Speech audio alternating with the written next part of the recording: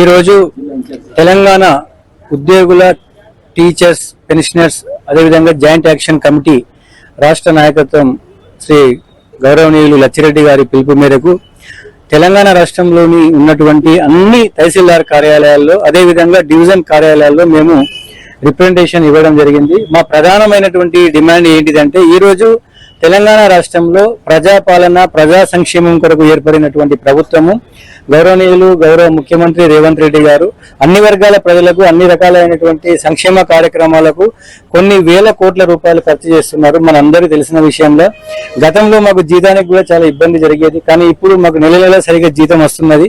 కాకపోతే మా ప్రధానమైనటువంటి సమస్య ఏంటంటే ఉద్యోగులు రిటైర్డ్ అయినా కానీ చనిపోయిన ఉద్యోగులకు ఇప్పటి వరకు కూడా 3 సంవత్సరాలు 2 సంవత్సరాలు అయినట్టు కూడా వాళ్ళకి పెన్షన్ రావడం లేదు. పెన్షన్ రావడం జరుగుతుంది కానీ మానిటరీ బెనిఫిట్స్ అనేటువంటిది లేట్ అవుతుంది. గౌరవనీయులు ముఖ్యమంత్రి గారు ఇటు విషయంలో వెంటనే స్పందించి రిటైర్ అయిన ఉద్యోగులకు అదే విధముగా మరణించిన ఉద్యోగులకు వెంటనే వారి అకౌంట్లకు డబ్బులు వారి ఫ్యామిలీ మెంబర్ చేయాలని కోరుతున్నాము. అదేవిధంగా పిఆర్సీ అనేటువంటిది జూన్ 2 నాటికి వెంటనే పిఆర్సీ అమలు చేయాల్సిందిగా మేము ప్రభుత్వాన్ని కోరుతున్నాం. అదేవిధంగా ప్రతి డిపార్ట్మెంట్ లో అనేక రకమైనటువంటి సమస్యలు ఉన్నాయి. ఉదాహరణకు మా రెవెన్యూ డిపార్ట్మెంట్ లో చూసుకుంటే 61 సంవత్సరంలో ఉన్నటువంటి విఆర్ఏలు వాస్తవంగా చెప్పాలంటే అందరూ కూడా విఆర్ఏలకు జూనియర్ అసిస్టెంట్ రికార్డ్ అసిస్టెంట్ ఇవ్వడం జరిగింది. 61 సంవత్సరంలో ఉండి వాళ్ళ తల్లిదండ్రులు చనిపోయి ఉండి 61 సంవత్సరం ఉన్న వారికి ఇంతవరకు కూడా అపాయింట్మెంట్ జరగలేదు. రాష్ట్ర వ్యాప్తంగా సుమారుగా ఒక 1000 మంది ఉన్నారు. ప్రభుత్వం వెంటనే స్పందించి 61 సంవత్సరాలు ఉన్న వారికి కూడా విఆర్ఐలు ఎవరైతే ఉన్నారో వారికి కూడా ఉపాధి కలిగించి స్కేల్ పోస్ట్ ఇవ్వాలని కోరుతున్నాను.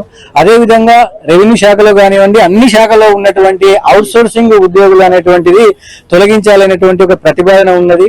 గౌరవనీయులు ముఖ్యమంత్రి గారు ఇటు విషయంలో సానుకూలంగా స్పందించి వాళ్ళందరికీ కూడా వారు ఎప్పుడో కొన్ని సంవత్సరాల నుంచి మన రెవెన్యూ శాఖ కానివ్వండి అన్ని శాఖల వాళ్ళు అనేక రకమైనటువంటి సేవలు చేస్తున్నారు. ఆ సేవలు చేస్తున్నటువంటి అవుట్ సోర్సింగ్ ఉద్యోగులకు వెంటనే రెగ్యులరైజ్ చేసి వారి కుటుంబాల్లో సంతోషం కలిగించాలని ఎన్నో ఏళ్లుగా అపరిష్కృతంగా ఉన్నటువంటి సమస్యలను కూడా అన్ని శాఖల ఉన్నటువంటి మన కమిటీ ఏదైతే రాష్ట్ర వ్యాప్తంగా మేము మా రాష్ట్ర నాయకులు ఇచ్చినటువంటి డిమాండ్లను పరిష్కరించి ఉద్యోగులందరినీ ఆదుకోవాలి, పెన్షనర్స్ అందరినీ ఆదుకోవాలి అనేటువంటిది నేను ఈ పత్రికా ముఖం డిఏలు కూడా వాస్తవంగా చెప్పాలంటే 5 డిఏలు పెండింగ్ ఉన్నది.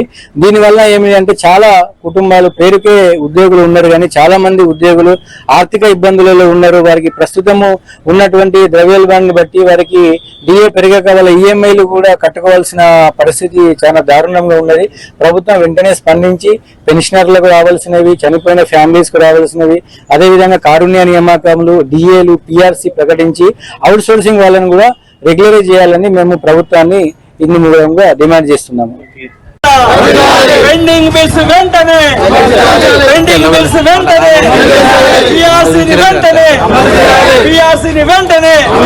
కాంట్రాక్ట్ ఉద్యోగులను వెంటనే